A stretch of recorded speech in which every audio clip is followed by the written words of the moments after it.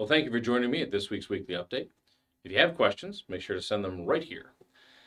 This is a follow along from last week because we got this question on Sunday night. How concerned should we be about oil prices? Now, I know everybody's watching this on a Thursday or maybe a little bit later. I'm recording this a little earlier in the week, but Sunday night, estimated futures were showing that we were going to be up 10% Monday morning on crude prices. Now, by the way, that's following a 39% run up, the greatest single spike in a week the U.S. oil market had ever seen. Now, what actually happened was Monday, it opened up 10% and steadily held there all day, and then toward the end of the day declined. And it was actually down more like 10% by the end of the day. Tuesday, we had a sharp follow through with maybe as much as an additional an amount.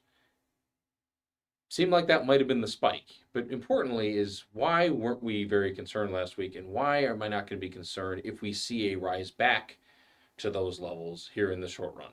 Because it's very possible, just, you need one bad piece of news out of the Strait of Hormuz, which, flows 20% of the world's oil through it, for maybe this to shut back down, and we might see an oil spike back up. Why wouldn't we be overall concerned?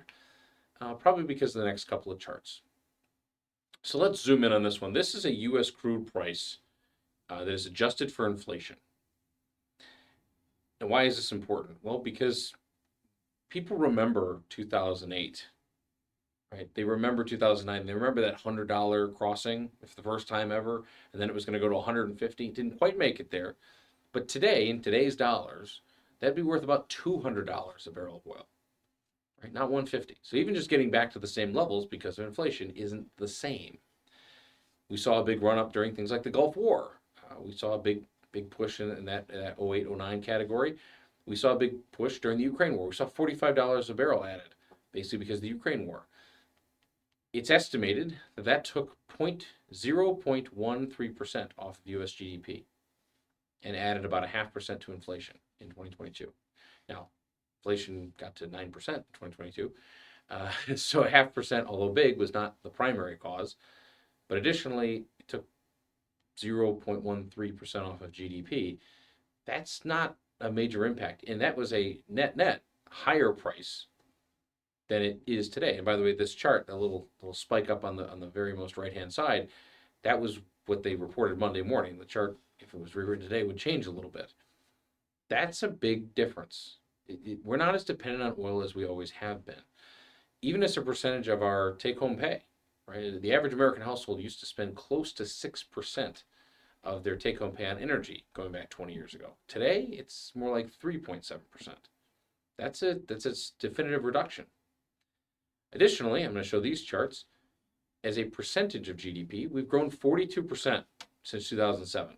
So almost 20 years, not quite. We produce 42% more economic value every year. But we've decreased our gas usage by 4%. That's that chart here on the right. On the left is expected inflation. And there's 3 lines there. Short run, 1 to 2 year, 3 year, 3 to 5 year. You notice the 1 year, the very light color one, is the one that spiked up. But the other two didn't really spike up the same way. What does that mean? It means that even people who do this professionally, who are trying to predict inflation, and again, these numbers are from Sunday night, they were expecting this to be a very short-lived overall inflation spike. They weren't expecting the long-run inflation to be changed or a systemic change to inflation. They were expecting a short-run change to inflation. That's not quite what has seemingly happened, but if we get back to $100 a barrel of oil, again, remember, the U.S. economy has continued to grow, right? For all that period of time, we're up 42% in gross domestic product while using less gasoline. So are we dependent on gasoline? Not nearly as much as we once were.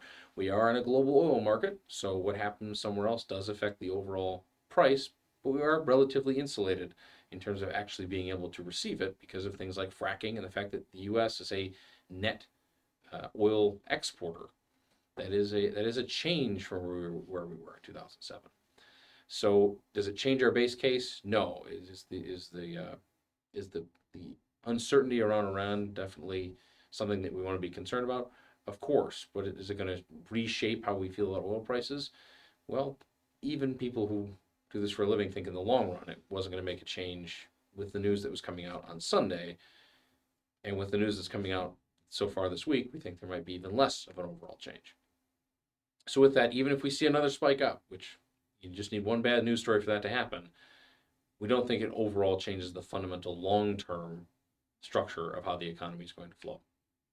With that, The Undiscovered Country, great book. Go ahead and watch the video here, and we'll talk to everybody soon. Hope everyone has a wonderful weekend.